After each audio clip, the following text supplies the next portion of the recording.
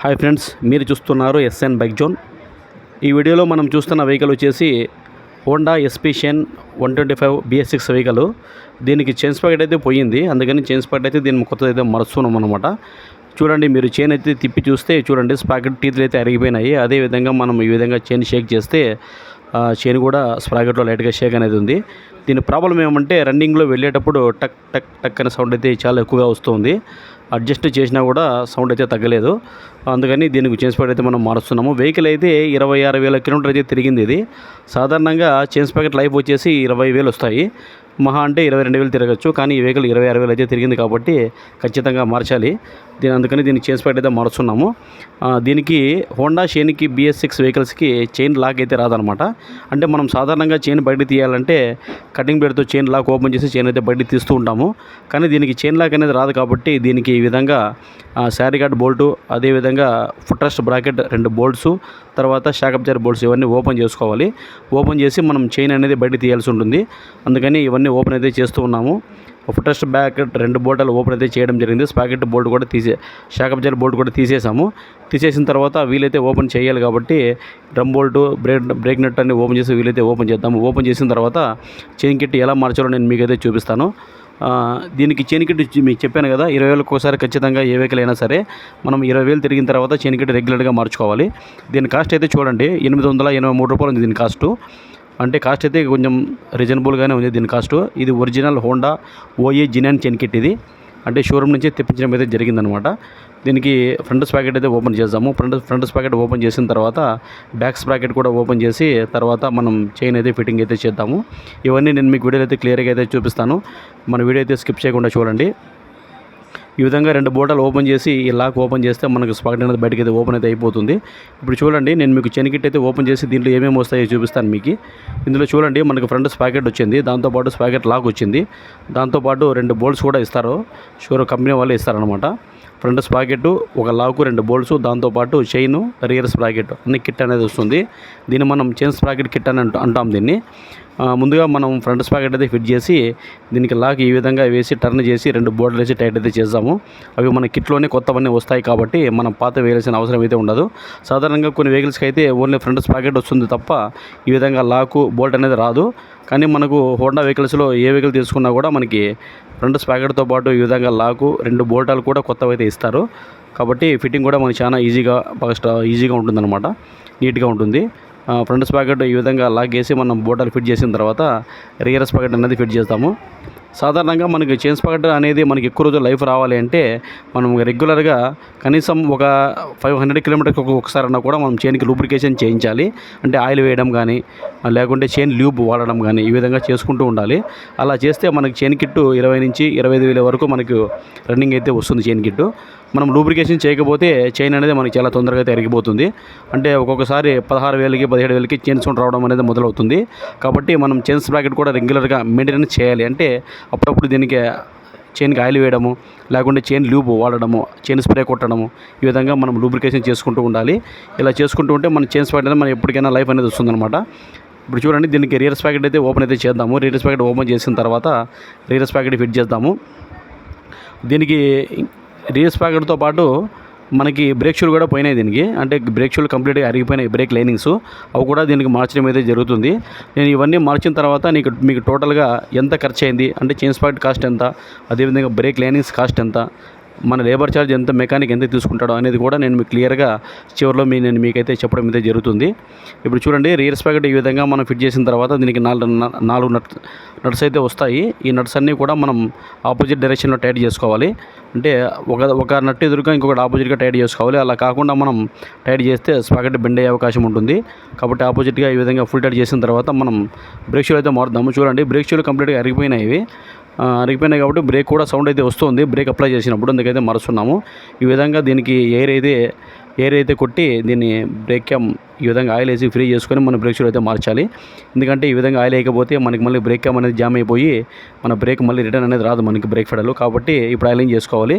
చేసిన తర్వాత బ్రేక్ షూలు చూడండి, బ్రేక్ షూలు కూడా హోండా జినాన్ తెప్పించడం జరిగింది. దీని కాస్ట్ వచ్చేసి 272 రూపీస్ అయితే ఉన్నాయి. ఇవి బ్రేక్ షూలు కాస్ట్ ఒరిజినల్ ఇవి. ఈ బ్రేక్ షూలు వేసిన తర్వాత మనం వీలు తర్వాత చైన్ అన్ని ఫిట్టింగ్ అయితే చేద్దాము. అవన్నీ కూడా నేను మీకు వీడియోలో క్లారిటీగా అయితే చూపిస్తాను. ఈ విధంగా బ్రేక్ షూ అయితే ఫిట్ చేసుకోవాలి మనం. బ్రేక్ ఏం కూడా ఆయిలింగ్ అయితే చేసుకున్నాము. లోపల ఈ విధంగా వీల్లో బ్రేక్ డ్రమ్లో ఉండే డస్ట్ అంతా ఏదైతే ఉందో ఇదంతా కూడా కంప్లీట్ క్లీన్ అయితే చేసుకోవాలి.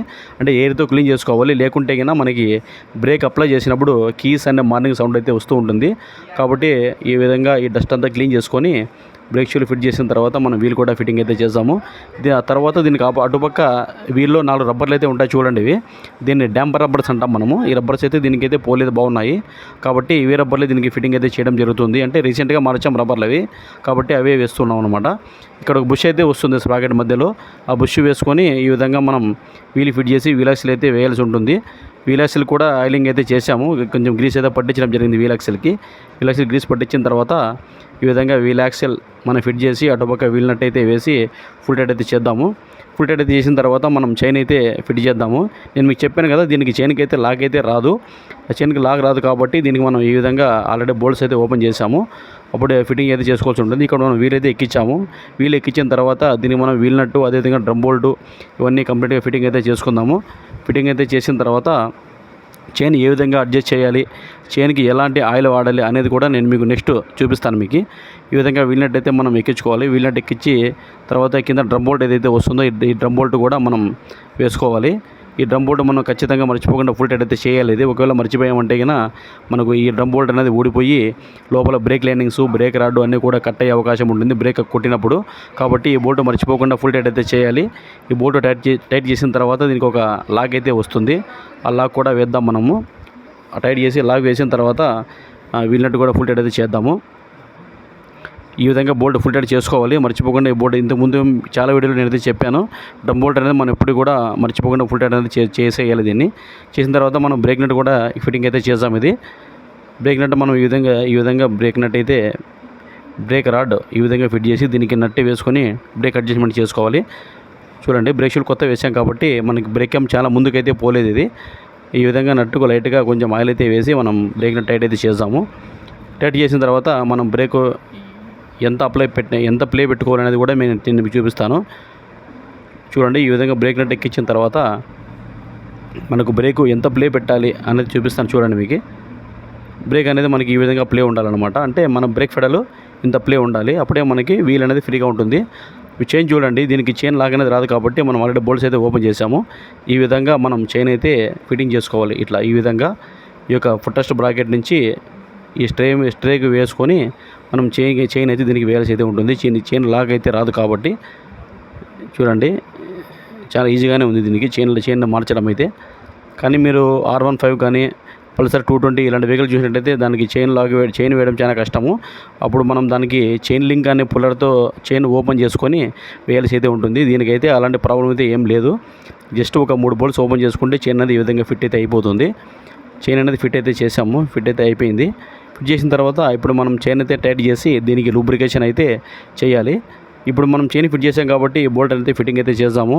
ఫుట్టెస్ట్ బ్రాకెట్ 2 బోల్ట్స్ ఏవైతే ఉన్నాయో అవన్నీ వేసేసి టైట్ చేద్దాము. అదేవిధంగా షాక్ అబ్జర్ బోల్ట్ కూడా కింద ఒకటి ఓపెన్ చేసాం కాబట్టి అది కూడా వేసి అది కూడా ఫుల్ టైట్ అయితే చేసుకోవాలి. అది కూడా ఫుల్ టైట్ అయితే చేద్దాము. ఈ విధంగా బోల్ట్ ఫుల్ టైట్ చేసిన తర్వాత దీన్ని మనం ఫుల్ టైట్ అయితే చేసిన తర్వాత చైన్ లూబ్రికేషన్ అయితే చేయాలి మనము. కాబట్టి చైన్కి ఎలాంటి ఆయిల్ వాడాలో నేను మీకు చూపిస్తాను. ఇప్పుడు మనం చైన్ స్పాయిడర్ కొత్తది వేసాము, కానీ ఆల్రెడీ దానికి చైన్కి ఆయిల్ అయితే ఉంటుంది. కంపెనీ నుంచి గ్రీస్ అయితే ఇవ్వడం జరుగుతుంది. అయినప్పటికీ కూడా మనం కూడా జస్ట్ కొంచెం లైట్గా లూబ్రికేషన్ అనేది చేస్తే చైన్ కొంచెం లైఫ్ ఎక్కువ రావడానికి అవకాశం అయితే ఉంటుంది. ఈ విధంగా బోల్ట్స్ అయితే ఫుల్ టైట్ చేసిన తర్వాత చైన్ అయితే టైట్ చేయాలి. మనము చైన్ టైట్ చేద్దాము. చూడండి, బోల్ట్స్ అన్నీ కూడా ఈ విధంగా ఫుల్ టైట్ అయితే చేసేయాలి. మళ్ళీ మర్చిపోకుండా చేసాం కాబట్టి ఇప్పుడు చైన్ టైట్ అయితే చేద్దాం. మనము చైన్ టైట్ అయితే చేస్తూ ఉన్నాం. చూడండి, ఈ విధంగా అటుపక్క ఇటుపక్క మనకు 2 అడ్జస్టర్లు వస్తాయి కాబట్టి ఆ 2 టైట్ చేసుకుంటే చైన్ అయితే టైట్ అయితే అయిపోతుంది. ఈ చైన్ టైట్ అయిపోయాక చైన్కి లూబ్రికేషన్ చేద్దాం. మనము లూబ్రికేషన్ చూడండి, మనం చైన్కి వచ్చేసి 90 ఆయిల్ అనేది మనం తీసుకున్నాము. అంటే ఇది గేర్ ఆయిల్. ఇది అంటే 90 ఆయిల్ అనేది చాలా థిక్నెస్ ఎక్కువగా ఉంటుందన్నమాట. చాలా చిక్కగా మందంగా ఉంటుంది.